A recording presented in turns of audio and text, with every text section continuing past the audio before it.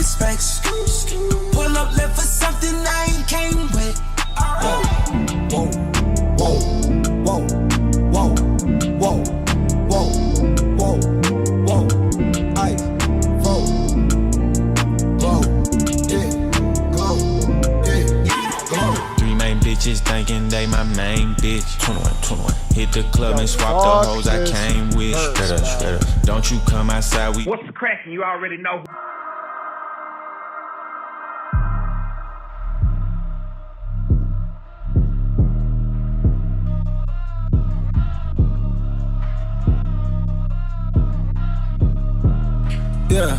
Yeah. Parked to the days. How are we doing? Don't need a vacation. I need a replacement. How are we doing, chat?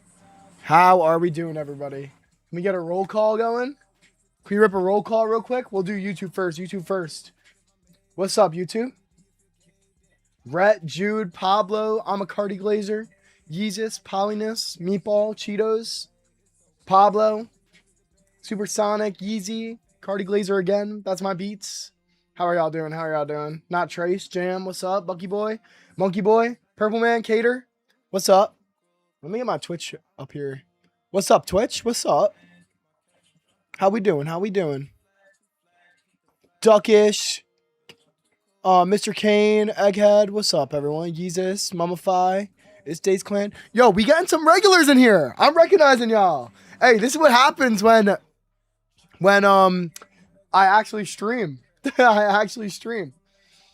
But today we finna be chilling. I don't think it's gonna be anything crazy. I want to talk more about like the Super Bowl stuff. Like answer your guys' questions, because like obviously I still have not talked about the Super Bowl stuff on stream. So because I've just had a very crazy weekend. On Saturday, I was supposed to go to a concert, and then the concert got canceled. So I was just like, but I was still hanging out with my girlfriend. So I was like, not streaming tonight. And then Sunday, where I wasn't supposed to go to the concert, I was supposed to stream. And then we went to, and then we ended up going to the concert that night because we bought tickets from the box office. So yeah, very hectic weekend. I also had Travis yesterday too, which I want to talk about.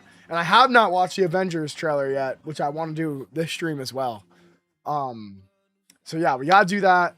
But first, let's talk about where is it?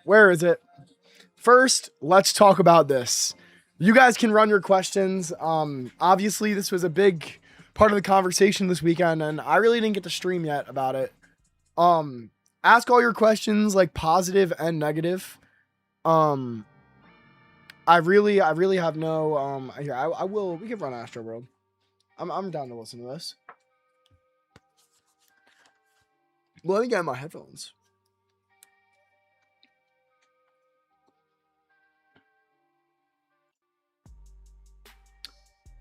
There we go. I'm gonna make it a little louder.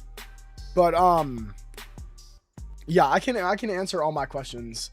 I cannot say what team it is because that would give it away. That would give away, like, who gave me the info. Next year's Super Bowl's in Atlanta. I don't really think that matters. I think, well, what they did tell me is, so they're not, like, too sure about this. Because, obviously, like, it's not, like, so, as I was talking about it, like, the source, bro, like, it was, like, a family member, right? So they're not going to know, like, all the ins and outs. They know, like, the main stuff. What they did tell me is that, because speaking of it, it kind of is relevant that it is in Atlanta. So basically, they did tell me that whoever hosts it might have like more of a say, but they're not too sure. But yeah. And you're timed out for spam, because that's just another thing.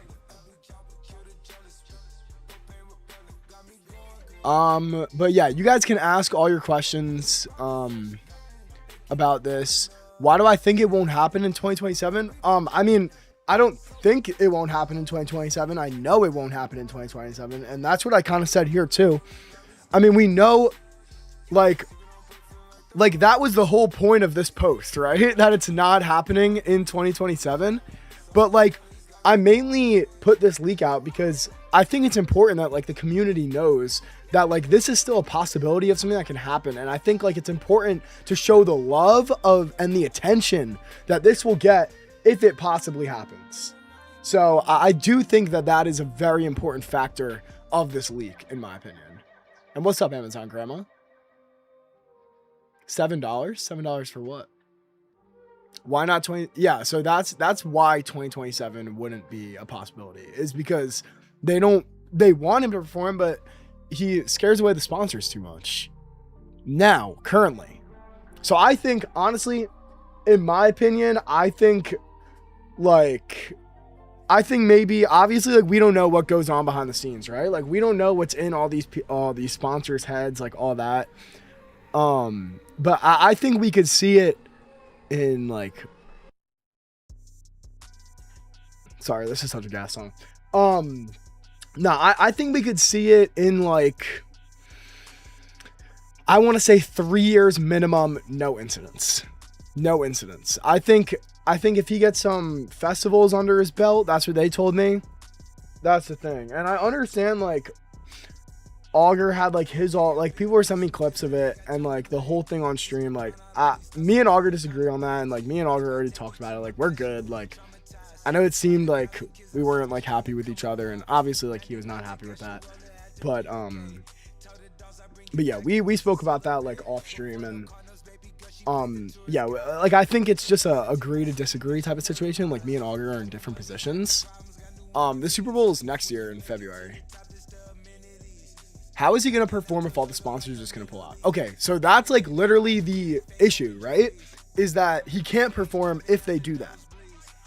So, and like everybody knows that. Like that's not secret information. And that's what me and Augur kind of disagreed on, was he was saying like it invites that. But I'm kind of taking the position of everybody knows that already. It's just kind of like saying it out loud, which is not a problem if everyone already knows it. But I don't know who would. They didn't tell me who would be doing the Super Bowl next year. I have no idea on that. I don't think Watch the Throne 2 will ever happen. And Jay-Z's contract, caps lock, bro. Yeah, so it's originally signed in 2019. So he only has till 2029. So once 2029, he has 3 more years of picking the Super Bowl, essentially, which is ending soon. And I don't know if they'll renew it, but I mean, shit, like, I would say he's doing like a semi-good job. I mean, it gets everyone talking about it, despite what like a lot of people say. I wonder what happened on Ye and Travis collab album. I hope they're still working on it. Thank you for the 5, Deku. Listen, I can't comment if they are still working on it. Like, obviously, I don't know that. But, yeah, I don't know. I feel like that album is kind of in limbo. I think we need, like, until we start, like, I think it's better. Like, this is why I love, like, having stuff leak a little early, because it does give, like, everybody stuff to talk about. And did I miss that dono? Did it just, like, not come in on the alert box, bro? I need to fix the alert box. It's so messed up.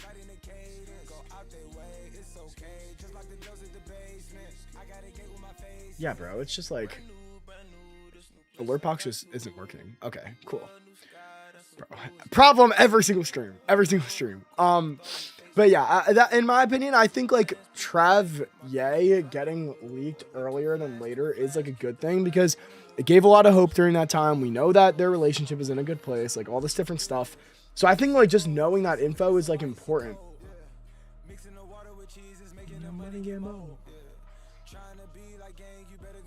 If Ye performs at the Super Bowl, do you think Travis will be there? I mean, yo, that would be sick. And honestly, I think if he did do the Super Bowl, it would be like some pretty big, I just think in general, like he would have insane guests. Like it would be like a SoFi on fucking, this is the thing. If Ye ever actually ends up doing the Super Bowl halftime show, that is going to be like SoFi on crack. It is going to be SoFi beefed up to the max, special guest to the max. Because I mean, every Super Bowl has a special guest, but also at the same time, I feel like Ye would be the one to break that, right? Like he wouldn't have a guest. That one streamer, what up? Please stop the spam.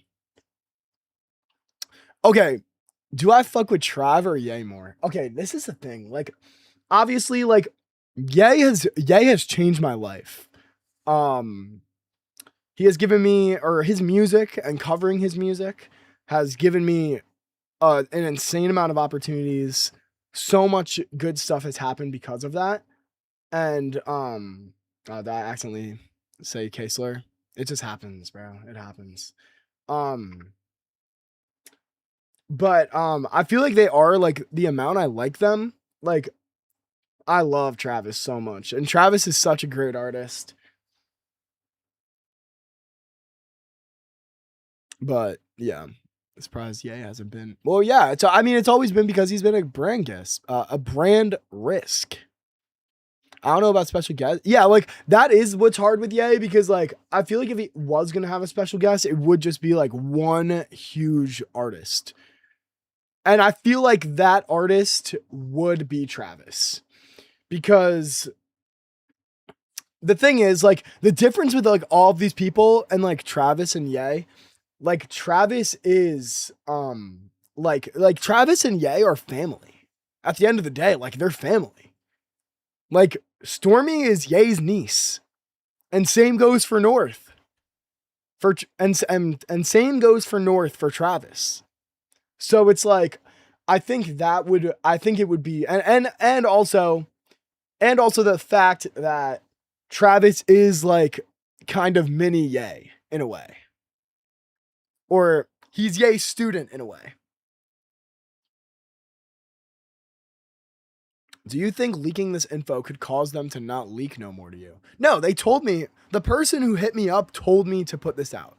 It was a big Ye fan who had that relationship and they gave me the info, and that's how this got out.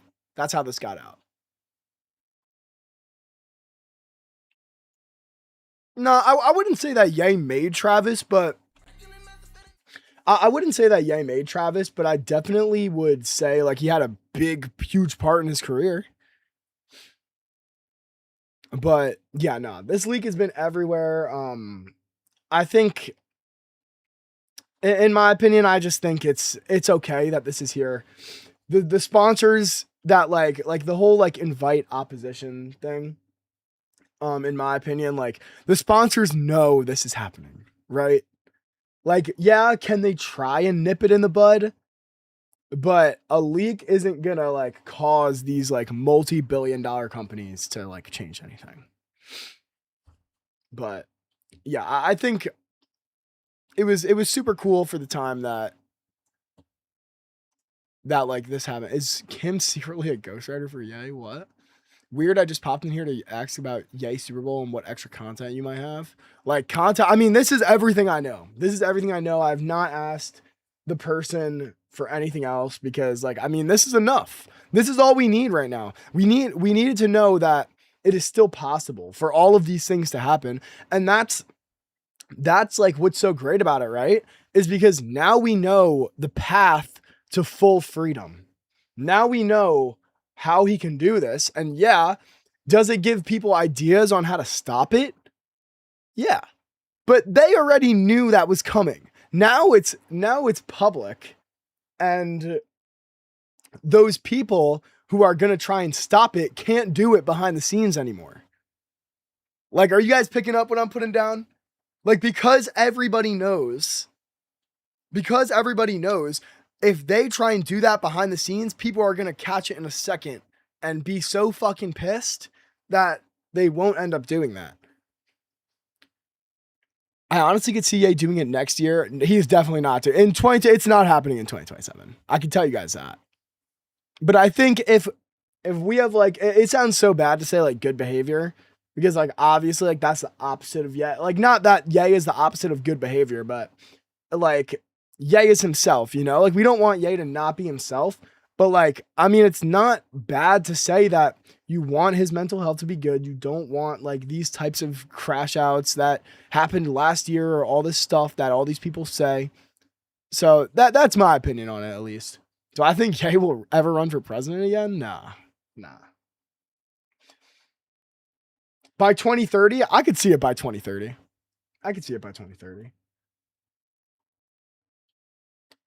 Nah, I think it would be Travis. It would have to be Travis. It wouldn't be Don. Why don't people understand how bipolar? I think a lot of people understand how bipolar works, but like Ye said it himself in his apology. Being bipolar doesn't excuse what you do. Yeah, we have free speech, but there's still consequences for what you can say. So it's kind of like the same type of thing.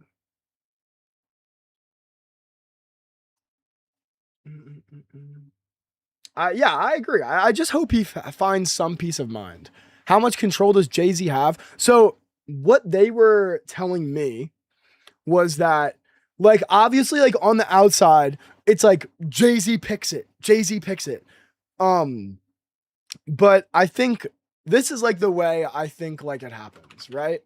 Like, you have Jay-Z, right? Like, this is Jay-Z. He says, hey, I have these 5 artists that I want them to do. I have these 5 artists that I'm picking for the Super Bowl. And these are my 5 options. And then maybe say this guy in the middle, he is like the main guy. I want to do it, but these are all other options as well. Then you have like all the NFL people over here, and like these are like the team owners, whatever. And like obviously like Jay-Z has like the most say, but then like the NFL owners can still kind of give their opinions on things. And it's like, okay, like maybe we don't approve of this guy and you still want to push him, so we'll still keep him in consideration, but I don't approve of this guy, so he's like instantly out, you know? And like I don't approve of this guy, and like a majority of people don't approve of this guy, so they're instantly out, right? So this guy's instantly out. Then you have like this main one where it's like, okay, he approves, or no, he doesn't approve, but me, and me, we all approve. So it's kind of like, I wouldn't say it's like majority, like equal vote, but like, if you guys can kind of see what I'm saying there, like, I think it's more of like Jay-Z puts the people out, and then the NFL owners kind of give their opinions, and then the whole organization goes off of that. One man wouldn't pick the entire thing for sure, because then it would just be based off of Jay-Z's opinion, which granted, I would say that the Super Bowl has been like politicized for that reason. But like even like the things that like people complain about, like last year, bro, so many people complained about Bad Bunny. And the kid even told me that Bad Bunny was one of those artists that people objected to and didn't want performing, or owner wise. And I think that like it's politicized, obviously, but like, bro, that was just like a good halftime show. Like there was nothing political about that. So I think that's the way, and that's the direction that they need to go. Nothing political. It is a halftime show. I'm here to watch football. I'm not here to hear about politics. I'm not here to hear about left versus right, like all this shit. So I think that's why like Bad Bunny's was so good, because like, yeah, did it have like its subtle politics? Yeah. And like it does kind of have to be it's going to be political no matter what. Like art is political, and like that was kind of the case with Bad Bunny. But I don't think like what Bad Bunny said was inherently political. And people like can take it however they want, but isn't that like the beauty of art? Is that you can take it however you want? But yeah, that's just my opinion on things. You're timed out. That's just annoying. Joke's over.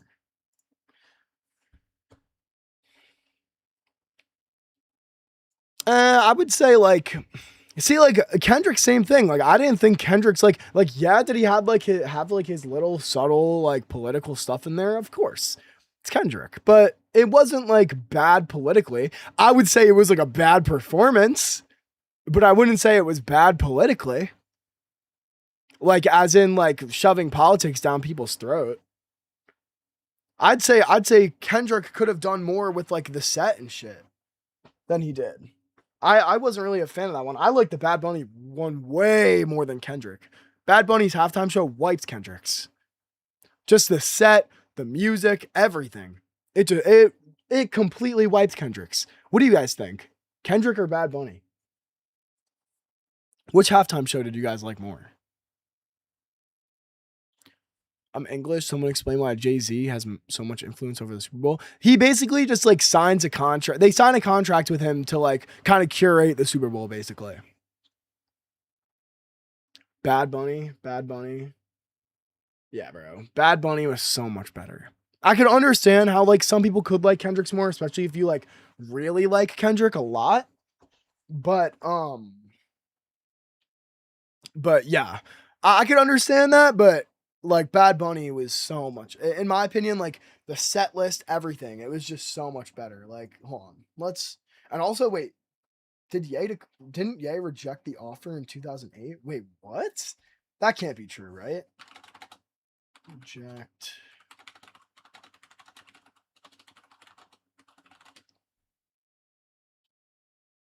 Damn. Wait, I didn't know that.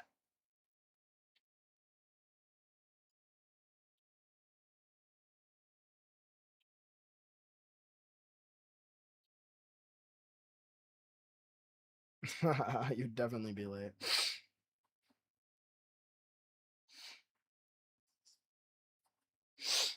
Oh, fuck.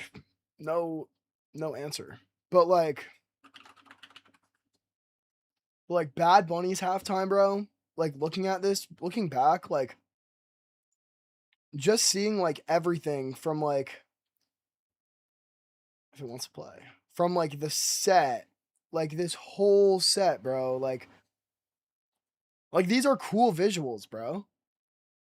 And of course, it's like panning on like everyone shaking ass during that, but but nah, like Bad Bunny had like cool visuals, like the whole like maze thing. Like this was so sick.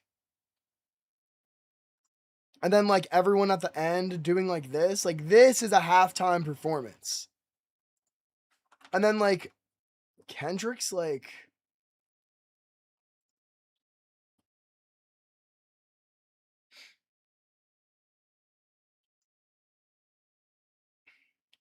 it's a desktop, bro. What do you want a million people in here? And then like Kendrick's is just like, bro, like what is this set? This is so ugly, bro.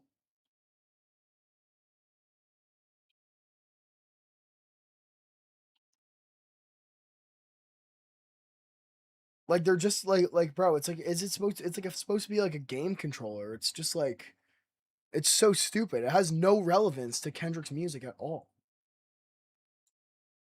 And then like you had this whole thing, which was like whatever. And then like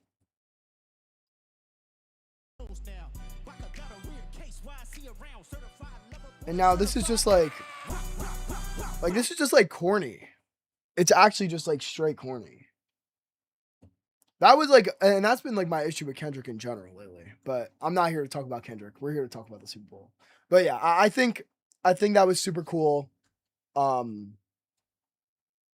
But yeah, wait, I do want to talk about Travis yesterday. Travis yesterday was absolutely insane. They didn't give me anything about this year.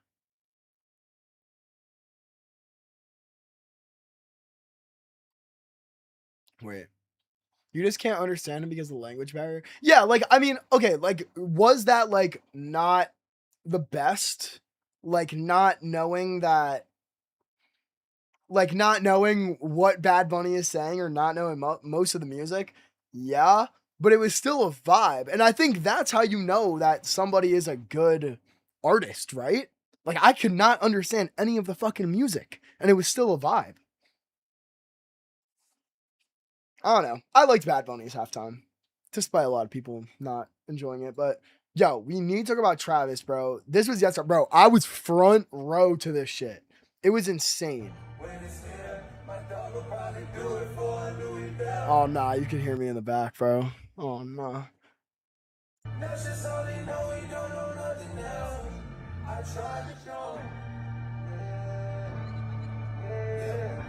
I wasn't supposed to perform, but something is like, you gotta go ahead and show.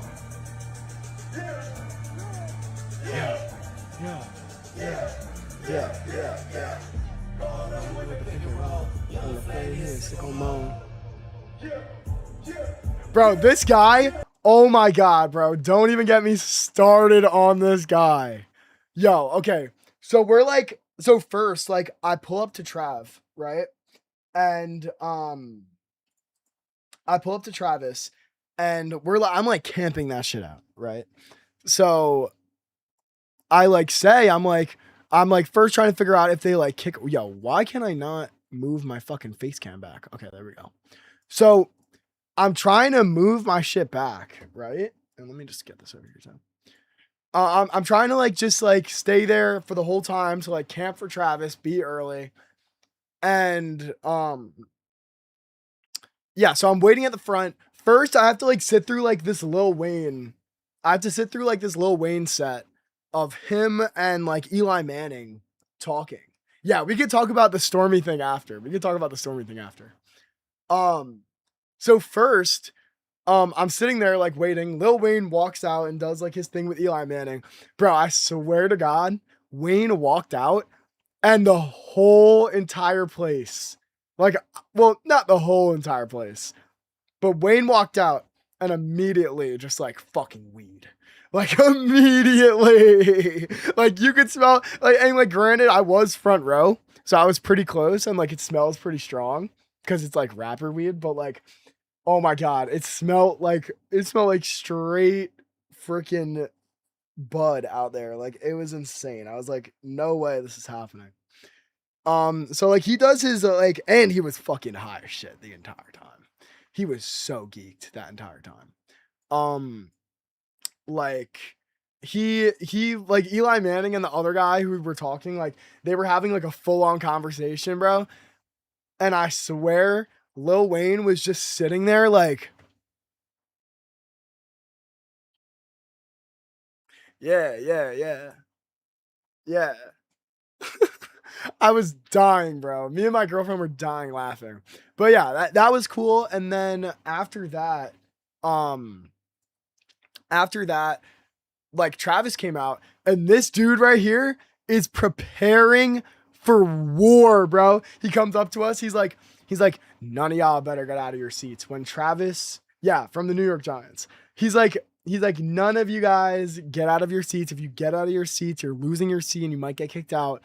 And I'm like, oh my God, bro. Like he knows Travis is going to like cause some shit, but like also at the same time, like me in my head, like I had like my McDonald's poster there, which I'll show you guys in a second. And you can kind of see it up here. I had my McDonald's poster there. So I was like trying to get it signed, right? I was trying to get that signed and like all my vinyl signed. So I'm like, oh my God, like, bro, all these people are about to rush up that are in the back because I had VIP for this. So I was like dead ass front row. And also I was like the only person turning up in VIP because I got that shit for free. And all the other people were like normal VIP people who were there for like sports stuff. So they're like dead ass, like the security guards and the cops are all preparing for war. They're like, Travis is coming out, like, do not rush up. Bro, this is what happens. Travis, they announce Travis and then he walks out and this is what happens.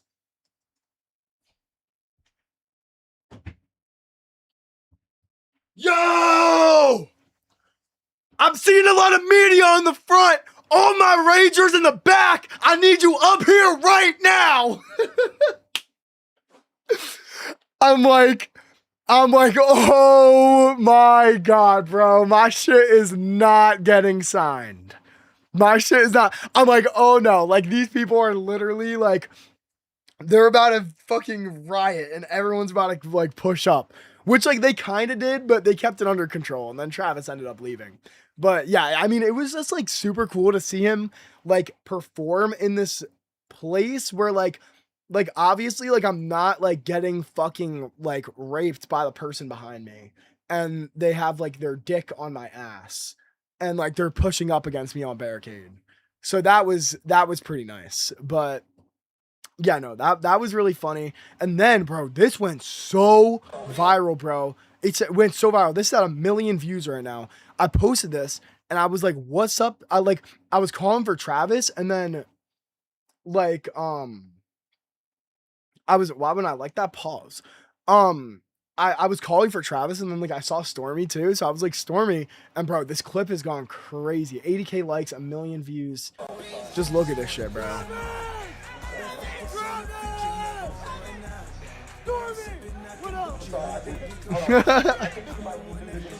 Stormy, what up? And bro, everyone in the comments is so funny. But yeah, that was just like, I was like, I cannot believe. Yeah, Stormy waved. But yeah, that was like super, super cool. And yeah, and then I was on the big screen too.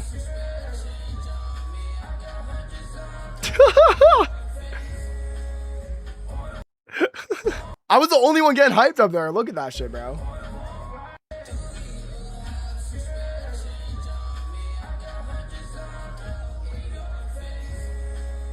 Everyone else was just being like bum activity.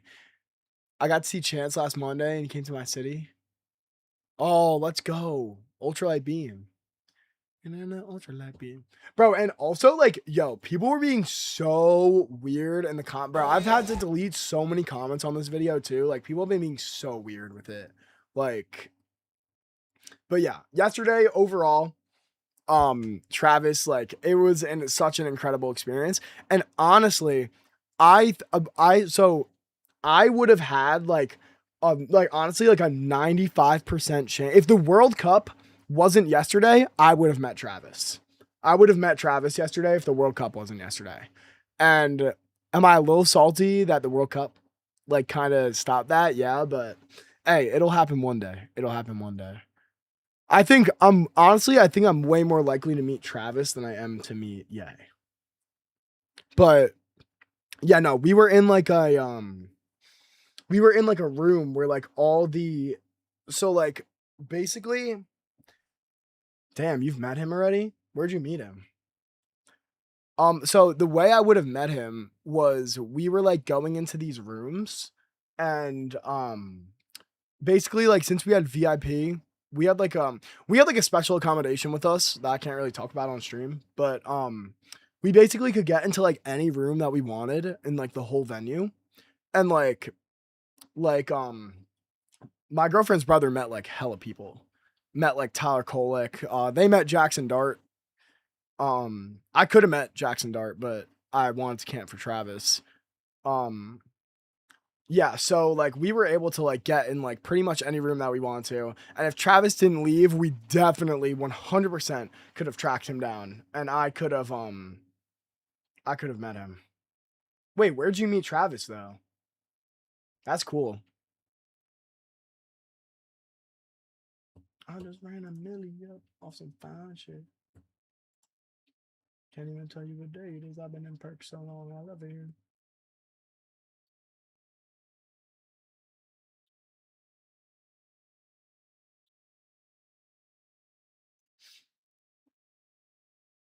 But yeah, nah, it was a crazy experience. But wait, I got to also I want to react to. I want to watch the Doomsday trailer because I still haven't watched it.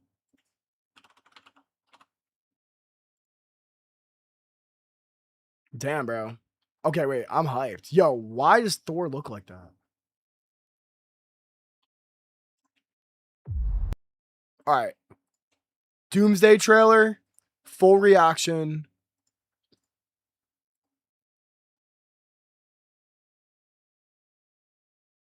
Bro, I love Marvel. I love Marvel. I still haven't watched it yet at all.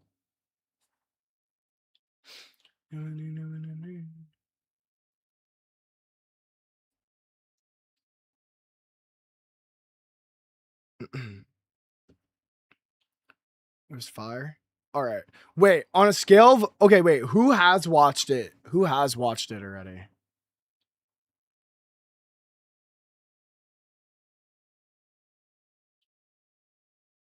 On a scale of like 1 to 10, what are we thinking? Like how good is it? Before pre-watch, scale of 1 to 10. Mid? 8, 7? Okay. Okay.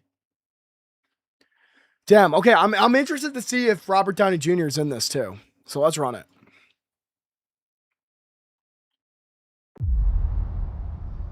Oh wait, actually. All right.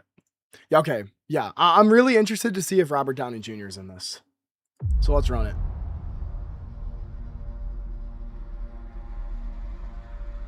Something's coming. Yo, something's coming. Pause. Yay is coming. Something we may not be able to deter. Before this day is done, we shall be faced with an unthinkable decision. See, no way they show Robert Downey Jr.'s face in this, right? No way. In like the first like real trailer. Yo, what is that? Oh my god. That is an ugly Avengers logo. I really don't like that. It's not that big of a deal, but I'm making a bigger deal than it should be, but Many warriors in my time. okay, No cool. far Fantastic stronger. Four. Than all of us put together, and they died. Bro, yo, that shit. Bro, this actually looks like a Fortnite. This actually looks like a Fortnite event loading screen. Like this shit looks like the stuff you would click on the battle pass and it would like take you on like a whole nother screen. Do you guys know what I'm talking about? Us put together, and they died. They died facing enemies and threats that scared me far less than this one. Fire, Stormbreaker. Stormbreaker versus Doom? That's gonna be tough.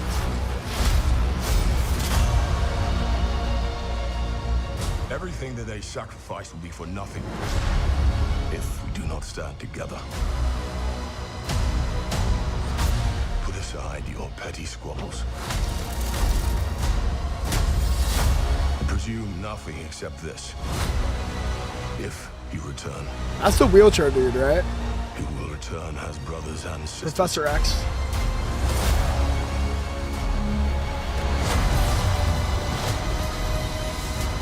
But mark my words. Damn!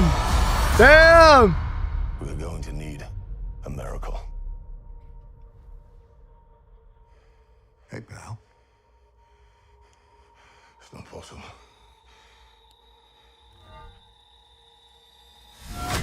Yo, what? Wait. Yo, what? And why did that have no aura at all? It's not possible.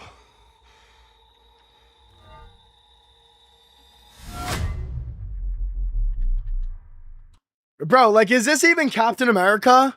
Like, what is this outfit? This is just like regular guy.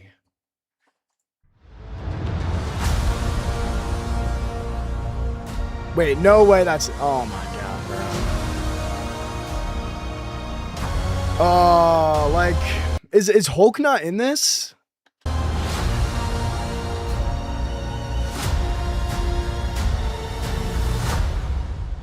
Wait, is Hulk not in this movie at all? If Hulk isn't in this, I feel like... Is Hulk in Doomsday? Wait, he's not? What? So he's in Spider-Man, and Spider-Man is supposed to set up Doomsday, right? Because they said there's like a like a post-credit scene at the end of Spider-Man. But Hulk's in Spider-Man, so why wouldn't Hulk be in the Avengers movie? He's an Avenger.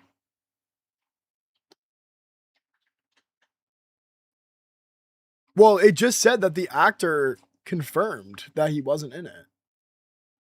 Yeah, I guess that's true. Like all actors do.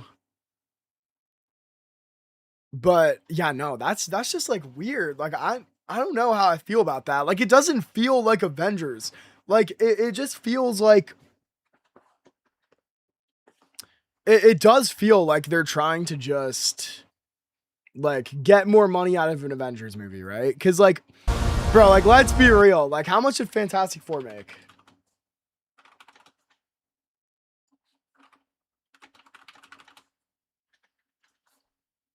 Yeah, like 500 mil. Okay, like that's pretty good, but like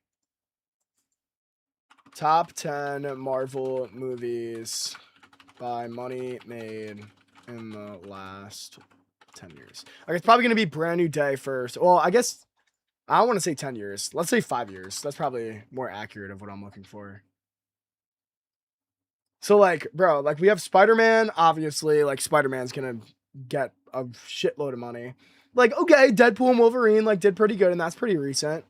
Doctor Strange, I still feel like 2022, this is like still you have like a good amount of people still hooked on Marvel, right?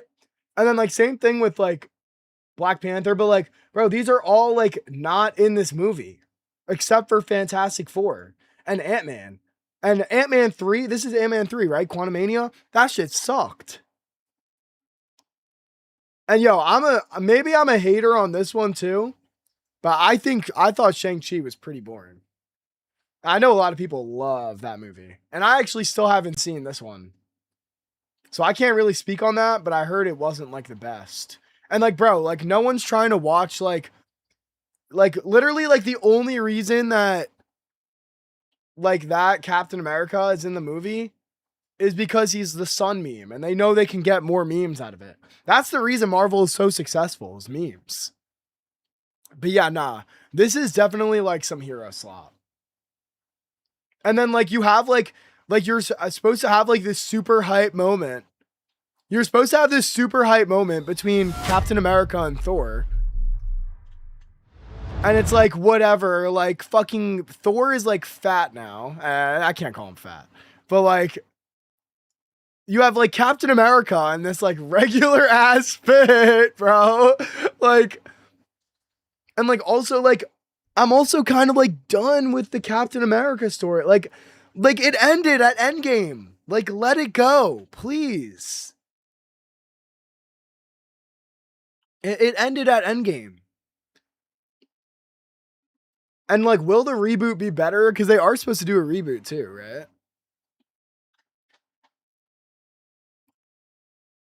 Shang-Chi is there? Yeah. Yeah, there used to be way more suspense. Well, the problem is that like every Avengers movie that you would have, right? Like you'd have like, hold on, we're about to go back to the paint.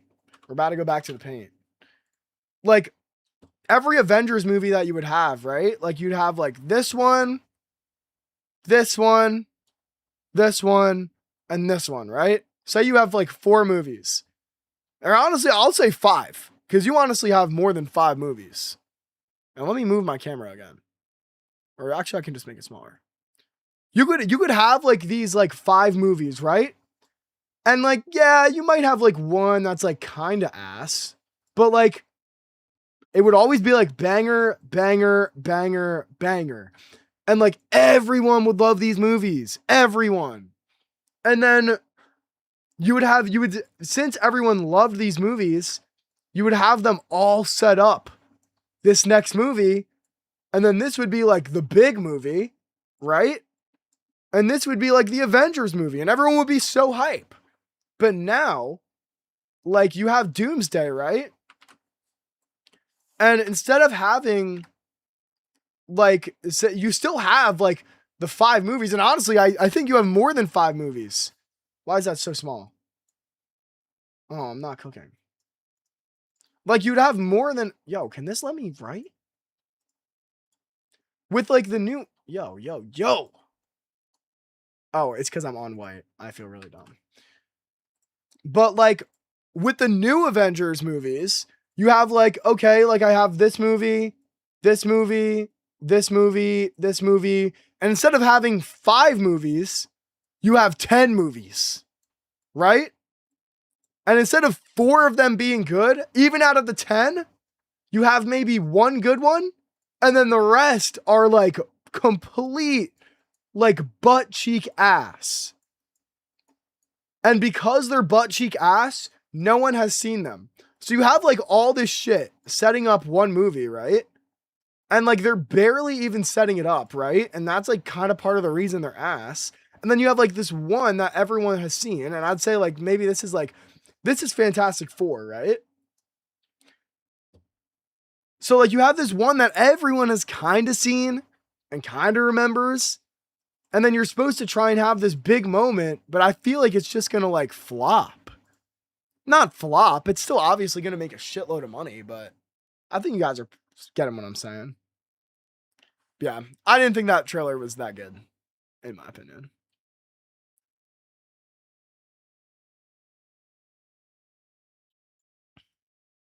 But shit, bro. Yeah, I don't know how I feel about that.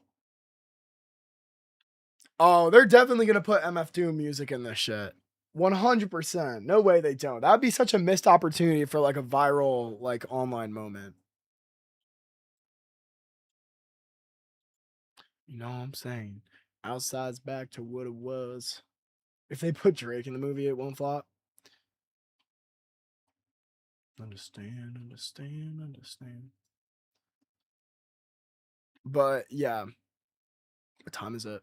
It's 8:20. All right, Loki got like a little bit longer before I gotta leave. I know I've been doing these. Yeah, I love ripping these like hour streams every night. Like maybe I can't do like 3 hours straight. But like I fuck with doing these like little like react streams, building up the community a little bit. Elite drawing. Thank you. What's good, Winter? How you doing? Please react to. Oh yeah, I gotta do reacts for a little bit. We can. I actually wanted to talk about like some other shit, but I feel like it's not really like important to stream.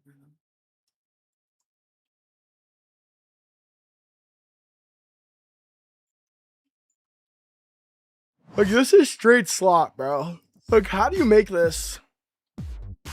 Like how do you take the time of your day to make this? Know you wonder where the FB been, but I'm back to life like a EpiPen. And she still in the leopard skin. And check me out, then check me in. See this coke, nigga? Bro, not on beat. Horrible.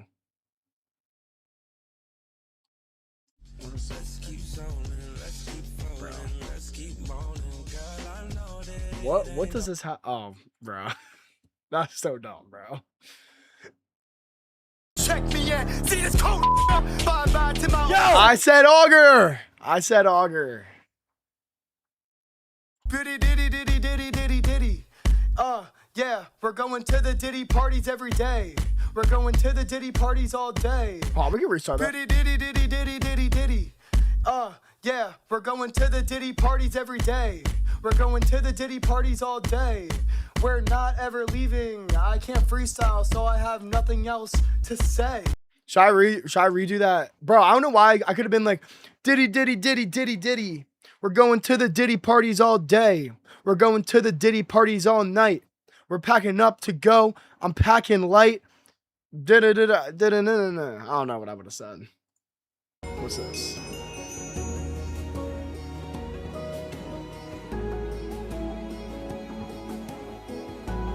Tough.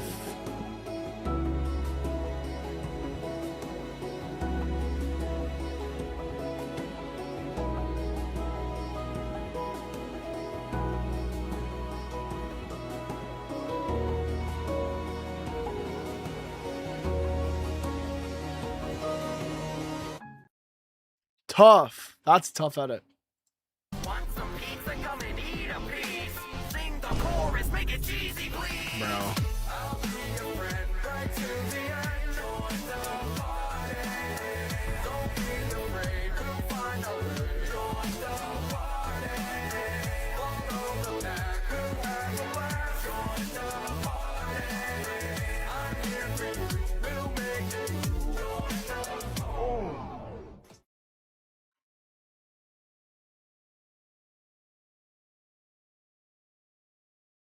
Bro.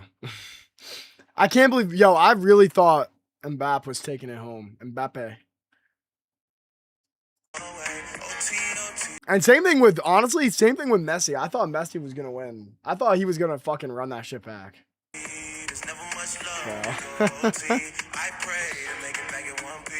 I pray.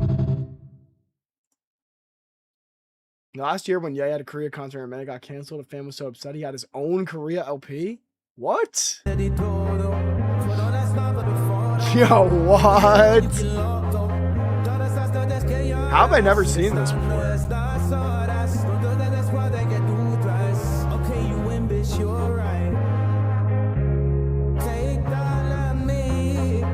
Yo, we should run this. We should run. That's actually really fun.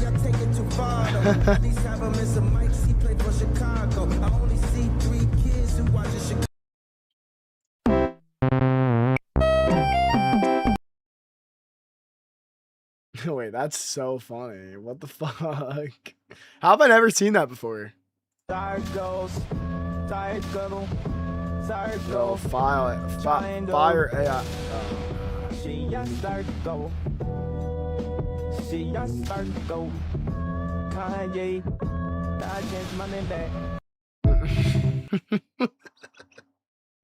I can't believe I just laughed at that shit. Yo, what? Like raped behind me. Like raped by the person behind me. And they have like their dick on my ass. And like they're pushing. Everything you missed in the. Oh yeah, bro. This is something I fucking need, bro. How long is this? Avengers. 23 minutes? We can maybe watch that. We can maybe watch that after reacts.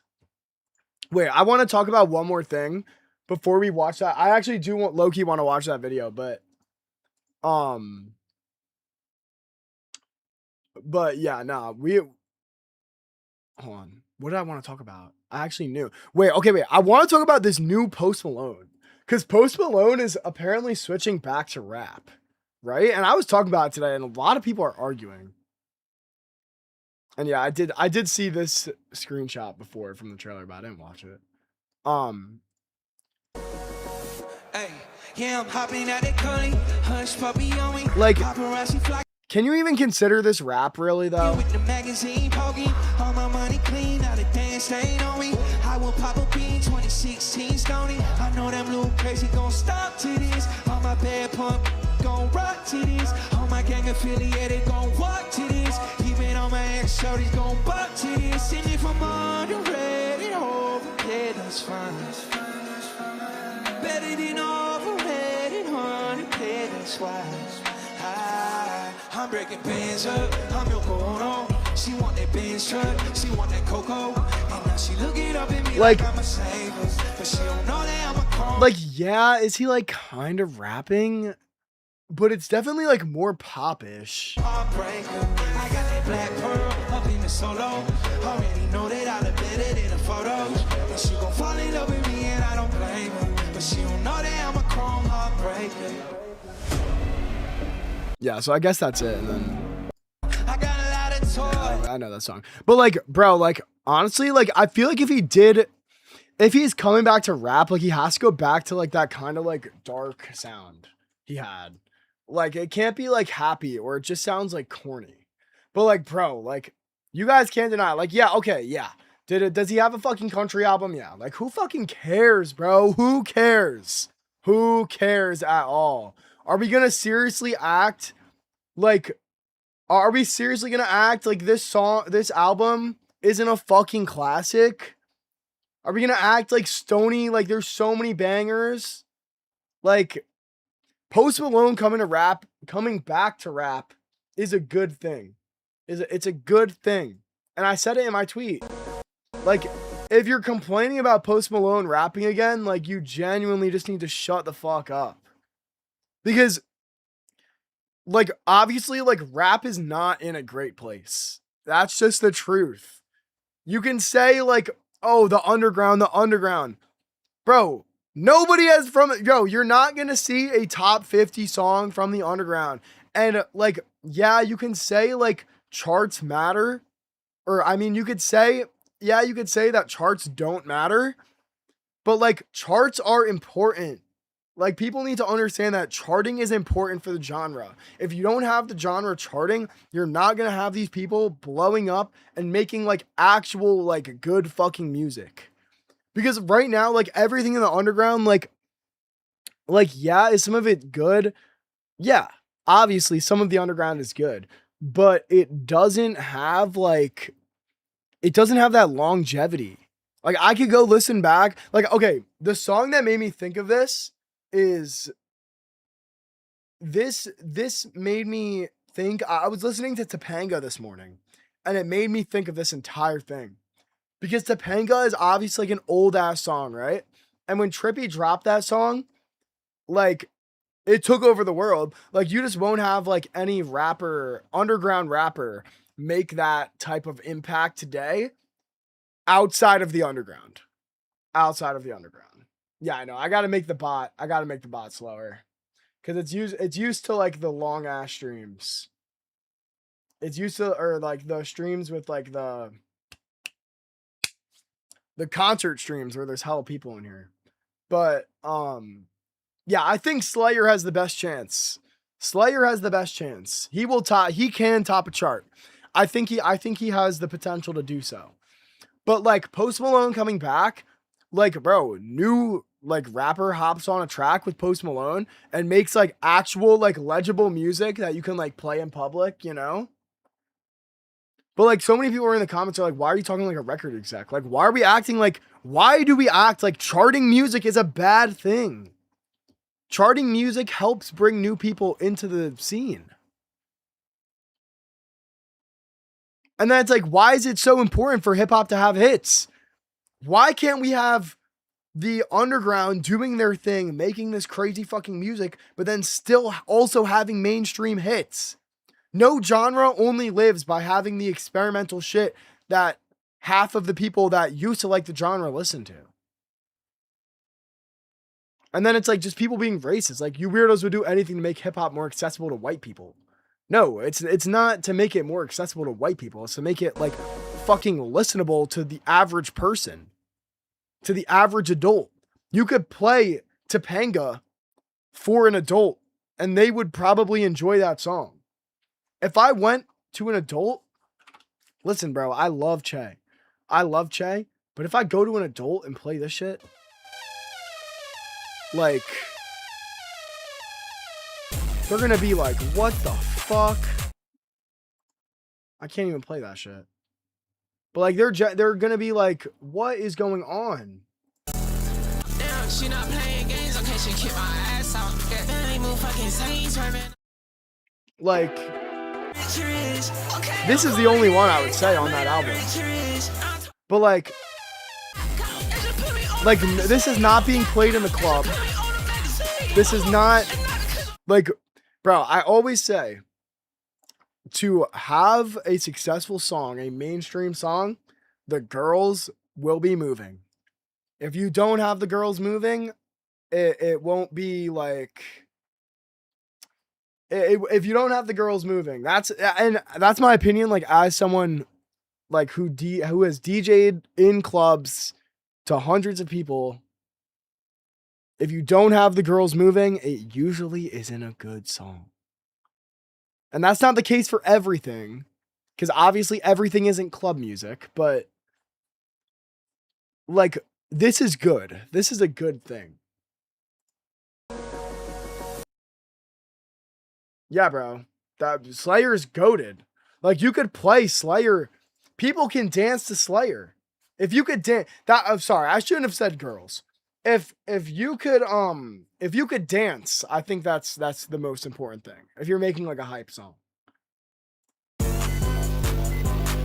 But like I also feel like just in general, like song structure has been lost. Sorry. Yeah, no, but I think in general, just song structure has been lost. It's a lost art. Nobody has fucking choruses in their songs. Nobody has bridges. Nobody takes the time to learn how a song should be made. And now that there's like an objective way to make a song, but you still need like a chorus and all this other stuff to make the song catchy. And it's kind of like new, like deep voice Cardi, right? Like it sounds like the beat's just playing and then they start just fucking freestyling on the beat. And it's not like a Juice WRLD freestyle where like he makes like robbery. It's like a freestyle where it's just like random yap throughout the entire song. Like, yeah, I just want lyrics to be understood to other people. Yeah, I think like that's important as well, to be able to sing the song. That's like what music is. So yeah, that's kind of my opinion on that. But yeah, yo, let's watch this movie to like catch up on what the fuck happened, because I got no idea what's happening in Marvel. We got to watch this to catch up on Marvel, because I have no idea, especially after watching that Doomsday trailer. Avengers Endgame looks like the end of the MCU because, well, it closes the story that Marvel's been building since 2008. Tony Stark's ultimate sacrifice, it saved the universe, but it also left Marvel with a new problem. They are now without the people who carried this universe into the multi-billion-dollar franchise it is, and they still have to figure. That's what I was saying before after I watched the trailer. How do you have an Avengers movie without Hulk? Like, it's almost just like start something new. I'd rather see something new and not like fucking 10 shows of random people that nobody cares about or can remember their names. Out how to keep moving. The next big bad was always going to be Doomsday, but to get there, Kevin Feige had to practically start from the drawing board. But a drawing board with a lot of emotional baggage, and it all begins with Endgame. So after Tony snapped his fingers, ultimately putting an end to the purple alien threat and his magical space rocks to erase half the universe, it left everyone in a rough spot, because the Avengers were no longer really the Avengers. With Tony, Steve, and Natasha gone, especially Tony, the franchise removed half of the emotional center it had been leaning on since Yeah, and that's Phase 1. also like, bro, we got rid of Captain America, and now they want to just like randomly bring bro back? Like... Even the win is messy. Hulk yeah, and that's brings also true. The Big Bad wasn't always Doctor Doom. It was Kang. Like, what are we talking about? everyone back, but that doesn't magically fix the 5 years in between. The people who survived already rebuilt their lives. Governments already adjusted. The world already learned how to function without half of its Yeah, I was there last population. night. Then all of that gets thrown into chaos the second everyone returns. Like, hey, what's up? I'm back. That's why, guys, Marvel couldn't just jump straight into another Thanos-level threat and act like the board was still intact. It had to deal with the damage first. Who replaces Iron Man? Who carries Man, thank you Captain for the America's 2. shield? What do the Avengers even mean I now don't that know the who they're people who waiting on. defined I don't know them what you're are talking dead, retired, or missing? Endgame makes that obvious, but Marvel doesn't answer that problem by rushing straight into the next giant villain. First, it had to figure out how they were going to continue the MCU and make it even better. That's why the first post-Endgame project feels smaller, stranger, and more emotional. The MCU is trying to answer Bro, Endgame. what? Far From Home? Smaller? This was like the biggest fucking movie ever. Oh, wait, I'm thinking of No Way Home. I'm really stupid. But still, this is like a big movie. Like, it's Spider-Man. Project feels smaller, stranger, and more emotional. The MCU is trying to answer who is left after the old heroes are gone, and what that loss does to them. WandaVision is the clearest example of that. Wanda loses Vision. She loses the future that she thought she was going to have and breaks under the weight of it. Westview becomes the physical shape of that grief. She builds an entire fake life in New Jersey, where Vision is still there. That pain is buried under sitcom logic, and everything looks normal as long as no one questions it. Of course, though, none of it is normal, even for New Jersey. The town is trapped inside of her breakdown. Agatha forces the truth into the open, and by the end... Yeah, I do have to admit, WandaVision was peak. WandaVision was peak. If you don't think WandaVision is peak, like, you just weren't a real Marvel fan.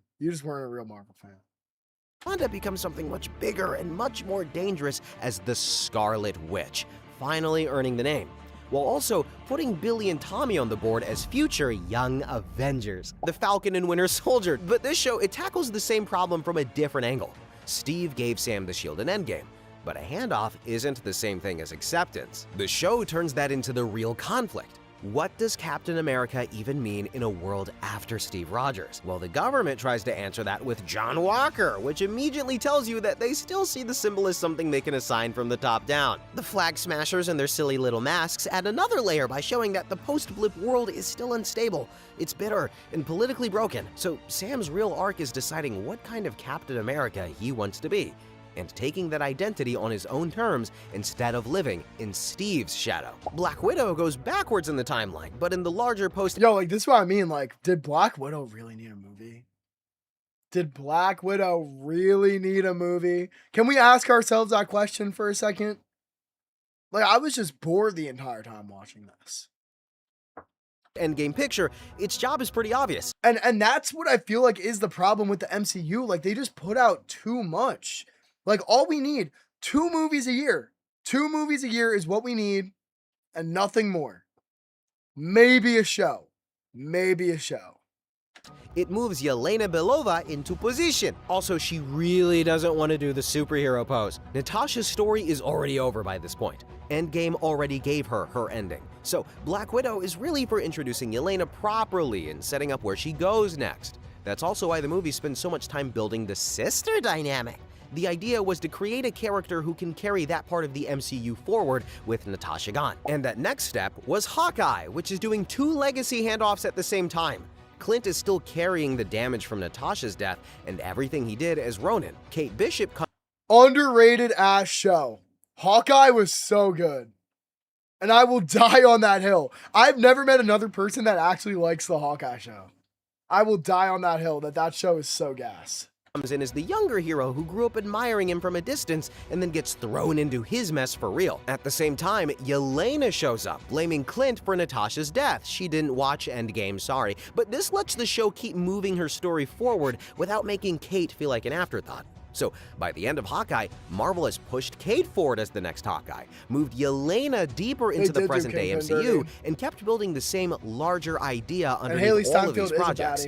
The old guard is fading out, and the next wave is being forced into place. So before Marvel starts breaking time and opening up the multiverse, it spends this whole stretch figuring out who inherits the names and the emotional mess that the Avengers left behind. And all of this leads us straight to the character who shouldn't even be here anymore. Loki. And if one project really did change the rules of the post-Endgame MCU, it See, that's another thing I gotta watch. I still haven't watched season 3 of that, and I heard it's really good, because season 1 was really good. Show. It is this character. Because a lot of the first wave is still about grief, fallout, and replacement. Loki is where Marvel starts changing how the universe itself works. Time, branches, variants, crossovers, alternate realities. This is where that whole idea comes into play for the very first time. And the version of Loki they use, it matters. This isn't even the Loki who dies in Infinity War. This is the 2012 Loki who slips away with the Tesseract during the Endgame time heist and turns what looks like a small mistake into one of the biggest chain reactions in the entire saga. I mean, this is also like the other problem with Marvel is like I feel like the average chud cannot understand this shit. I can barely understand this shit. I mean, I kind of am like the average chud watching Marvel, but like it's just like so much more confusing than it needs to be with the multiverse. Like this is what I mean. Like it's just too much. It's minor when it happens, but it's not. It's really not. Because the second Loki gets dragged into the TVA, Marvel starts treating time like something that can be monitored, trimmed, broken, and weaponized. Suddenly, the MCU has become a system sitting on top of infinite possible branches. And that changes everything. That's also where Marvel puts its next giant problem on the table. Thud. He Who Remains explains that the sacred timeline only exists because he kept his own variants from tearing apart reality. That's the warning.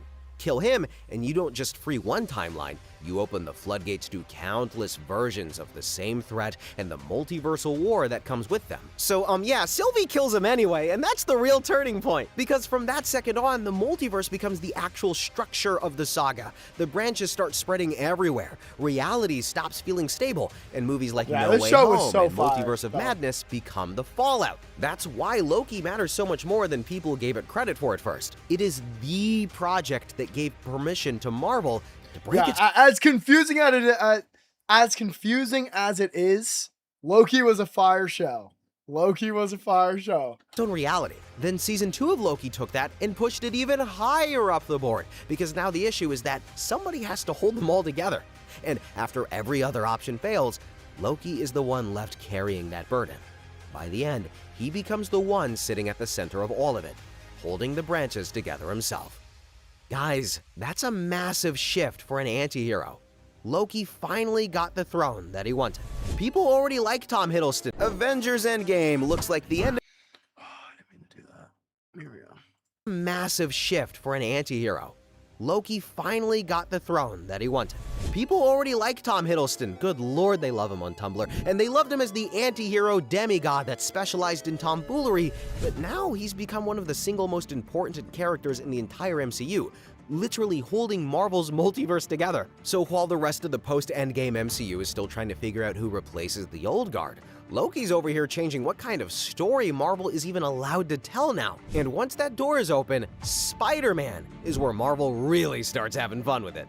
Once Loki blows the door open, Marvel doesn't waste much time showing what that actually means on the ground. You can already see the early version of it in Spider-Man Far From Home. The movie is dealing with the fact that Tony Stark is gone and Peter Parker is now stuck in the worst possible position. He's grieving, he's young, he ain't got no money, and the whole world is already asking whether he's supposed to become the next Iron Man. So even before the multiverse starts smashing different franchises together, Marvel is already using Spider-Man to deal with the void that Tony left behind. Then No Way Home takes that and goes completely insane with it. Peter's identity eventually gets... Maybe I'm a Spider-Man glazer, but I feel like the fact that Spider-Man isn't in Doomsday kind of kills it for me a little bit. Like, Spider-Man is so peak, and I think, like, just in general, like, not having, like, a main anchor character that everyone just absolutely loves, like, that was Iron Man, right? For the Avengers. And now, like, there's obviously no Iron Man. And, like, you still have Robert Downey Jr. in there, which helps, but, like, we don't know how long he's going to actually be in the movie. And I think if you threw Spider-Man in there, it does 10 times better. It does 10 times better. It's exposed by that brave hero Mysterio, which turns his life upside down, and in trying to fix it, he goes to Doctor Strange for the kind of solution that sounds helpful for about 5 seconds and then immediately becomes a disaster. The spell goes sideways and bends reality to a point where characters who used to belong to completely separate Spider-Man franchises and universes start crashing into the MCU. And this is the point where Marvel really starts expanding the idea of the multiverse, and everyone loved it. At least I hope so, because bringing in Doc Ock is one thing, but bringing in Tobey Maguire and Andrew McGarfield had people over the moon. That was Marvel proving it can reach outside its own continuity, grab pieces of older film universes that people already loved, and pull them into the main storyline without it feeling like a joke. That was a huge shift. All of a sudden, the old Spider-Man movies are now part of the multiverse, where they matter now, and a part of the character building that Tom's young Spider-Man needed after losing Aunt May. That's why No Way Home hit as hard as it did. Even though Marvel absolutely knows that nostalgia is doing some of the heavy lifting, it's the movie that showed how alternate versions, legacy characters... Some of the heavy lifting? Nostalgia is doing all of the heavy lifting. What? Marvel said Brand New Day and Doomsday take place around the same time. Okay, so maybe we'll get like some big Doomsday hints in Brand New Day. I guess that's what they're setting up. Hey, maybe this is like the big setup. Maybe Doomsday, like Loki, isn't as important as they're making it out to be, and it's all just the marketing. And Doomsday and Brand New Day are really the setup for like what people are really gonna enjoy. And old franchises are all fair game now. Then Multiverse of Madness takes that same idea and tries to take it one step further. No Way Home still has a kind of crowd-pleasing excitement to it. The multiverse is chaotic, but it is fun chaos. Multiverse of Madness is where Marvel starts showing the cost of messing with all of this. Wanda is fully consumed by grief and the Darkhold from Agents of S.H.I.E.L.D., but she has it somehow, with America Chavez being her main target because Chavez has the unique power of jumping between universes, which is something Wanda needs to reunite with multiversal variants of her sons. This pushed the multiverse from a cool concept into an actual threat. And then there is that movie What was If? so bad, bro. I did not. I love the first Doctor Strange, and I'm excited for a third because I love like the concept of Doctor Strange. But I did not fuck with that movie at all. I did not fuck with it at all. Which is less important as a direct plot machine, but it helps you get comfortable with the idea that there are multiple versions of everything. Welcome to comic book stories. Once that was in place, however, Marvel could finally start doing what the post-Endgame MCU was always heading towards: building the next big team from all of the chaos left behind. This is also where the MCU felt the messiest, but a lot of these projects were still doing something important. They were expanding the map with more heroes, kingdoms, and more corners of the universe that could matter later on. Shang-Chi and the Legend of the Ten Rings is a good example of that. It introduces Shang-Chi as a major new hero, brings the Ten Rings fully back into focus after years of them sitting around as a half-seen part of MCU history, and ends by making the rings feel bigger than just Wenwu's weapon of choice. Also, they're just really cool. Then Wong, who is also really cool, pulls Shang-Chi and Katie into that larger world. Bruce Banner and Captain Marvel get looped in, and the rings are revealed to be sending out some kind of signal. So even though Marvel has not fully paid that off yet, the movie still adds an important piece to the board by introducing a new hero and tying his story to something older and much larger. Now, Eternals probably felt more disconnected than anything else in this era, Yeah, but bro, it that still shit- changes the board in Bro, like, that's what I'm talking about. Like, we just do not need Eternals. We do not need Eternals. That does not need to be a movie. Nobody gives a fuck. Did it set some shit up? Yeah, probably. But I wouldn't know because nobody gives a fuck about it. two big ways. It adds celestial scale lore, and it leaves Tiamat frozen in the planet after the emergence has stopped. Then Black Panther, Wakanda Forever, and yes, I'm doing the X symbol right now and you should be too. It does something similar, just in a more grounded and political way. T'Challa's death, it leaves Wakanda in a fragile position. Shuri eventually takes on the Black Panther role. Eternals was just like just nobody cared because you're adding another of these 10 characters that you're like kind of low-key forcing us to like, and then like nobody cares about learning their names. Like there's one movie, nothing is like relatable in the movie to like make me want to go and see it. I have no idea who any of the characters are. It should have been a show. It shouldn't have existed. It should have been a 20-minute part of a different movie if it was that important. They just need to do, bro, Marvel, and same thing goes for Star Wars too, needs to focus on quality over quantity, bro. That's all they need to do, and they're back.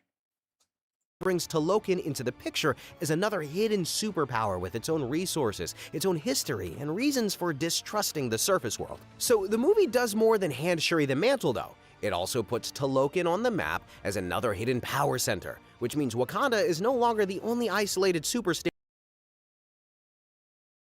Bro.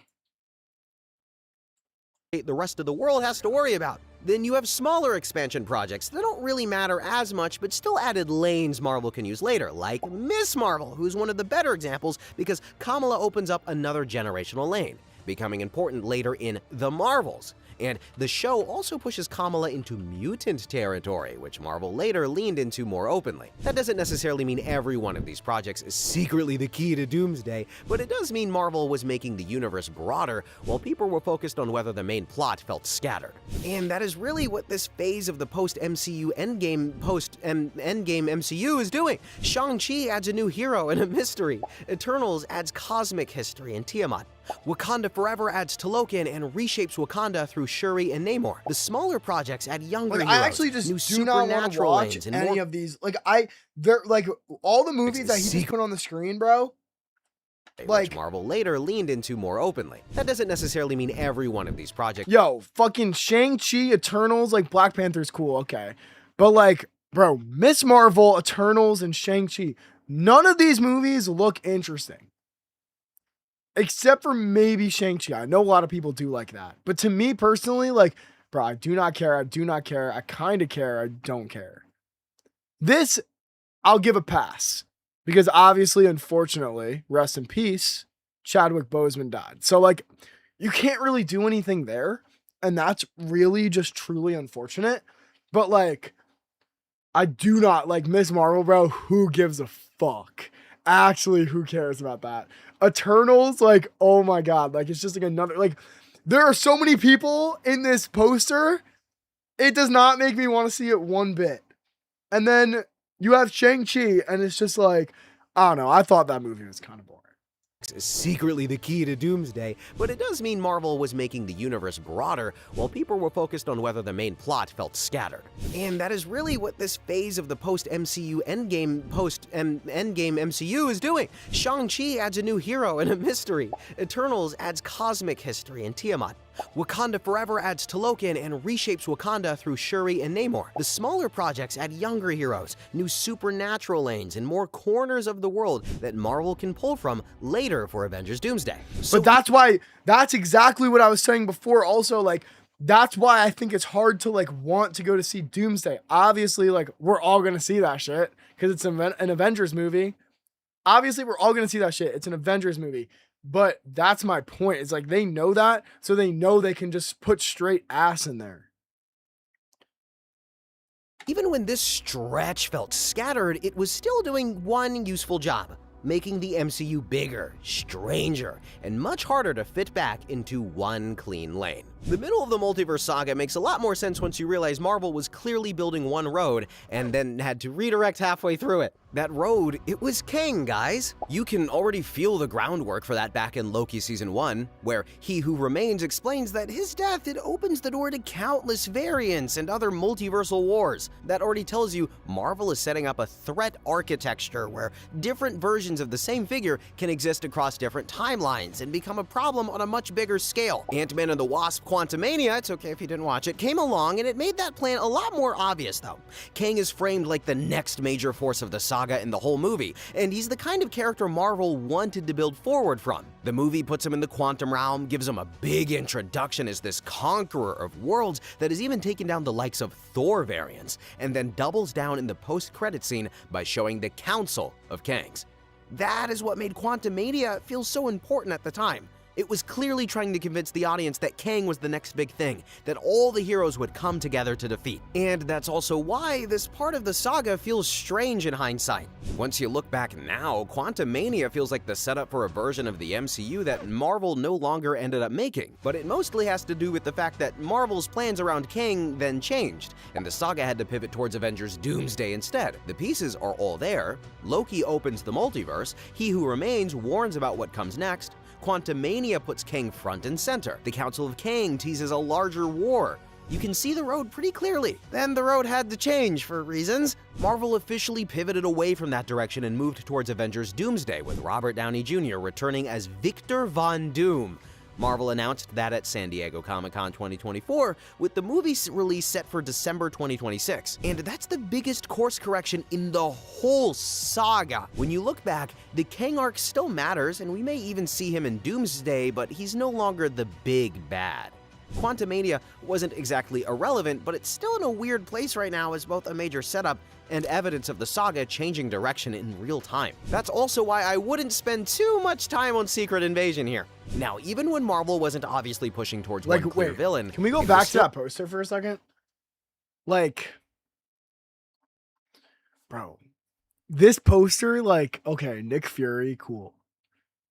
But everyone else, it's like, yo, I do not care at all.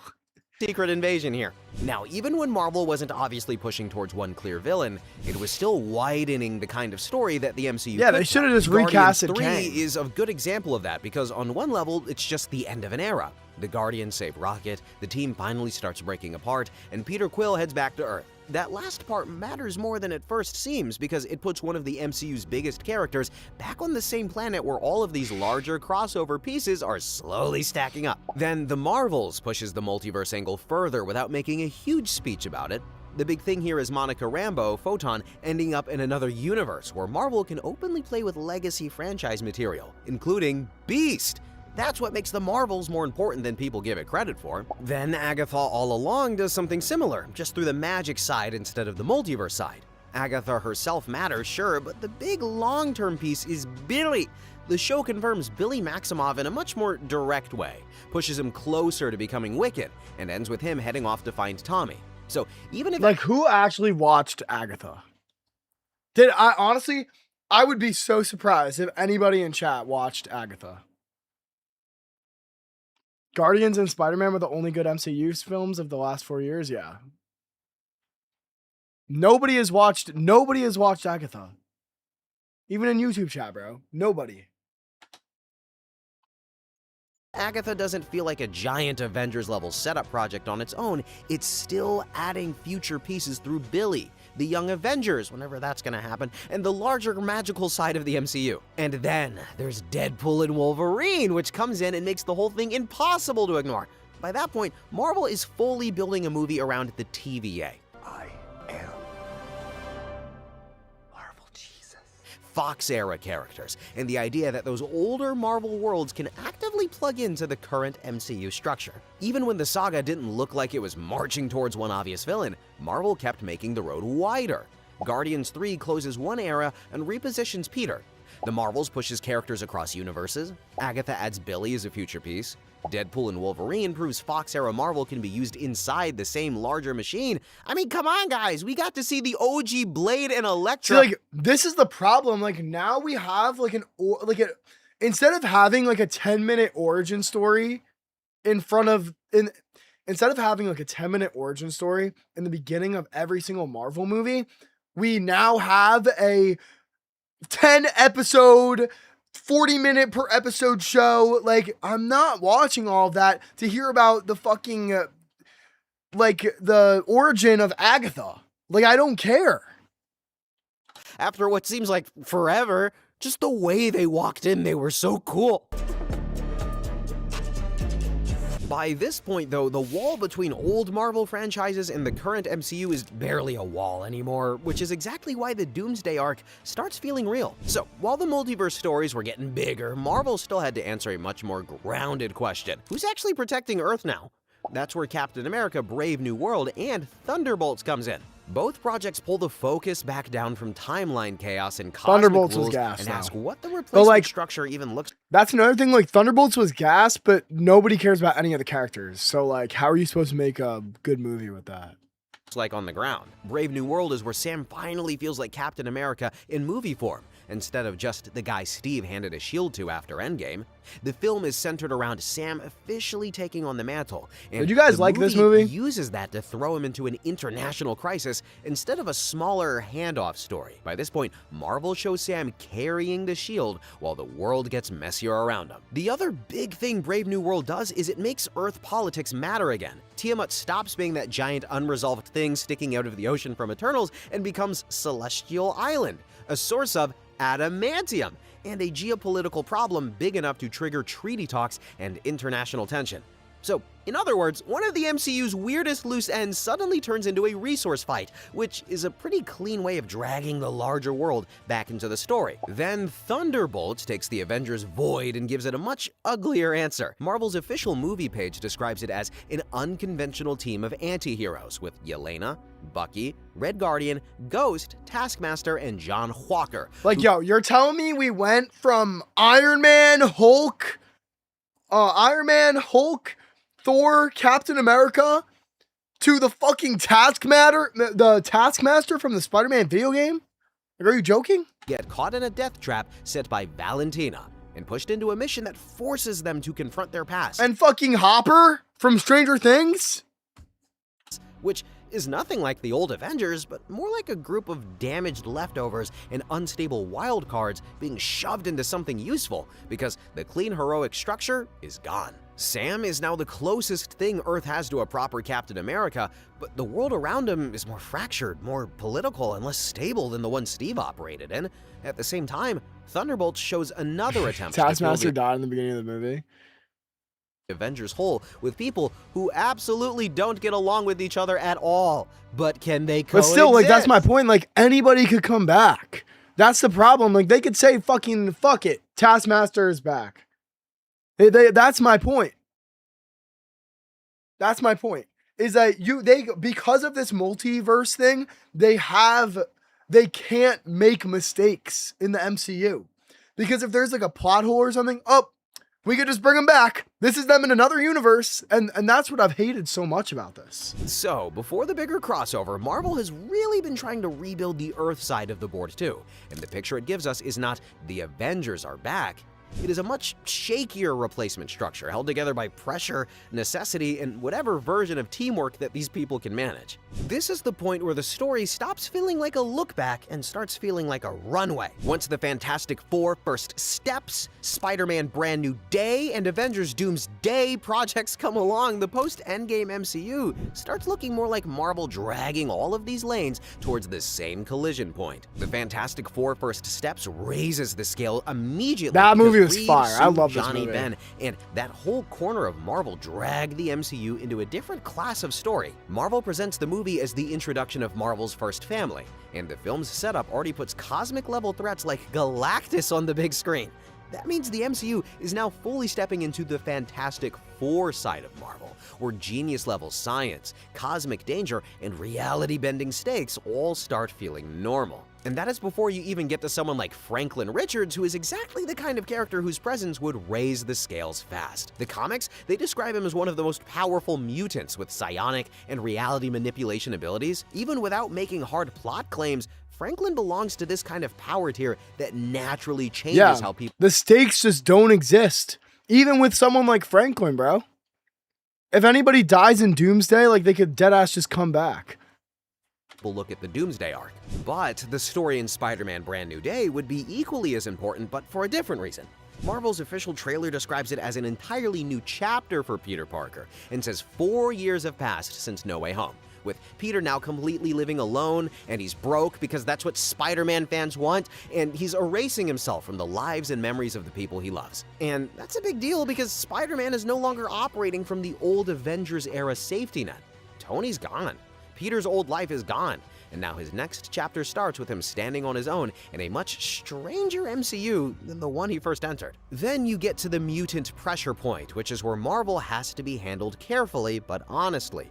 We don't need to pretend we know the exact structure of the X-Men debut to see that the door is already open. The Marvels pushed Monica into a universe with direct legacy mutant implications. Deadpool and Wolverine made Fox-era Marvel part of the current storyline in a very, very tasteful way. Between the Marvels, Deadpool and Wolverine, and Marvel's broader Doomsday runway, the mutant side is no longer sitting safely outside the MCU. The real question is how wide Marvel swings that door by the time Doomsday arrives. Then, of course, there's Avengers Doomsday itself. Marvel's already confirmed that RDJ is returning in a new role as VVD, and Marvel has framed the Fantastic Four as important to the future of that film. So this is where the post-Endgame saga starts looking more like convergence. Legacy heroes, new heroes, cosmic players, multiverse rules, old franchise material, and Earth-side replacement teams are all moving towards the same place now. That's really what everything after Kang has really been setting up. My conclusion! The post-Endgame MCU was never going to be clean. Marvel had just ended the story it spent more than a decade building. The old Avengers were gone, and the emotional core of the franchise was wiped off the board, and the studio suddenly had to keep this giant universe moving without the characters that made it feel stable in the first place. So yeah, some of this phase did feel messy, but y'all can't tell me that we didn't have some bangers at least. But when you step back, the bigger pattern, it's a lot easier to see. Marvel was replacing old heroes, expanding the universe, breaking open the multiverse, and setting up the next major collision, all at the same time. Now that the Fantastic Four are here, the mutants are getting closer, Doctor Doom is on the way, and for the first time since Endgame, the MCU actually feels like it is building towards one giant event again. And I am Yeah, honestly, like at this point with the MCU, I was talking to my dad about it, like, I don't even care about the reboot. Like, I just want that shit to happen already. Like, I'm done with this. Like, I'm done. The only one that I still care about still is Spider-Man at this point. But like, it's just hard to care when like they do gimmicks like bringing RDJ back as Doctor Doom. Everything will be in one universe. Yeah, I just like, yeah, you guys are so right. It doesn't feel high stakes at all. It doesn't feel high stakes at all. And that's the problem with it. But all right. I said that we were going to watch that video and then wrap up stream. It is all for the bag. It is all for the bag. I appreciate y'all for joining and staying and watching the stream. Thank you guys. I'll catch you guys tomorrow possibly with On That Craft W stream. I'll see y'all. Peace out. Tell me what you owe. I call her sloppy Joe. No way that she get down. Let off another round. I smoke another pound. Second round, I'ma knock him out this